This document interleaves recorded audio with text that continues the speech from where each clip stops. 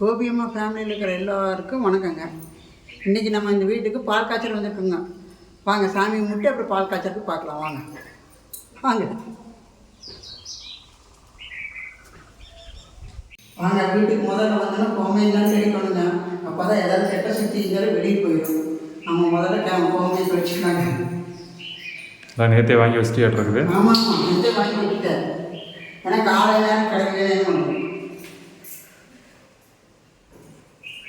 நாங்கள் எல்லா ரூமுக்கும் சாம்பிராணி வேறு போடணுங்க. முதல்ல நிலவு போடணும். ஆமாம், ஏன்னா புது வீட்டுக்கு வந்திருக்குறோம். அதுவும் அந்த புகை இந்த சாம்பிராணி இதெல்லாம் காட்டுறது நல்லது தான்.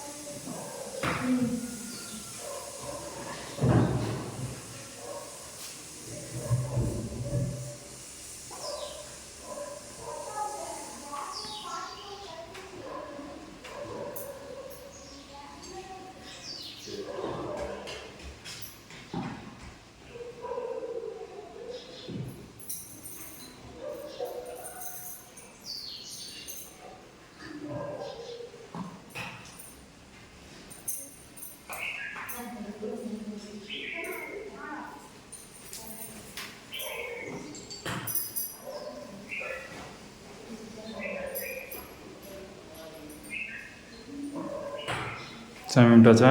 கும்பிட்டாச்சுமா. நீ கும்பிட்டுக்கோ.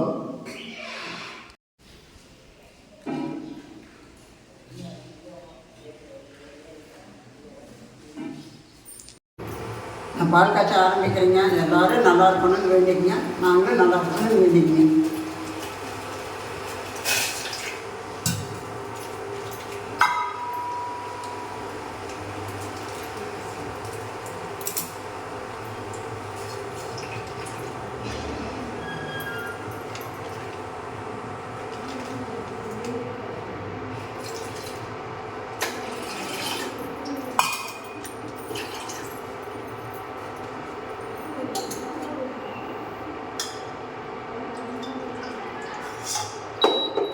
கொஞ்சம் சாமி கொண்டு போய் வச்சுட்டு வர இருங்க. பாட சாமி கொஞ்சம் பாட வச்சிடலாங்க.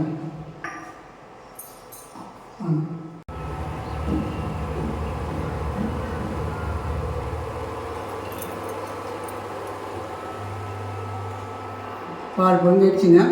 மேடம், இந்த வீட்டுக்கு வந்த நேரம் நீங்களும் புது வீடு கட்டி நிம்மதி சந்தோஷம், சாருக்கு மேரேஜ் ஆகி நல்லா செல்வாக்கோட நிம்மதியோட நல்லா தீர்க்காயுசா சந்தோஷமா நிம்மதியாக இருக்கணும். நீங்கள் சொல்லுங்க ஆரோக்கியத்தோட நல்லா புது வீடு நீங்களும் வாங்கணும். சாருக்கு மேரேஜ் ஆகணும். சீக்கிரம் எல்லா செலவையும் பெற்று வளமாடும். இதே வீட்டில் எங்களுக்கு நல்லா இருந்து கொடுக்கணும்.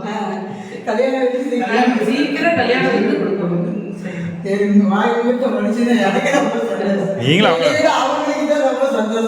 ஆமாம், அவங்களையும் வாழ்த்திருங்கம்மா.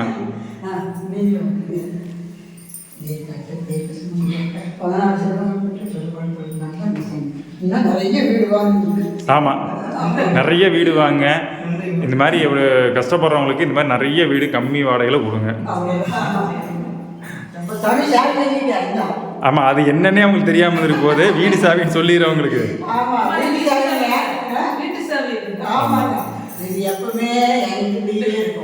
ஆமாம், புது வீடு சாமியே வருவாங்க. நம்ம இப்பவே சொல்லிக்கிட்டு நன்றிங்கம்மா. நன்றி. ஆமாம்.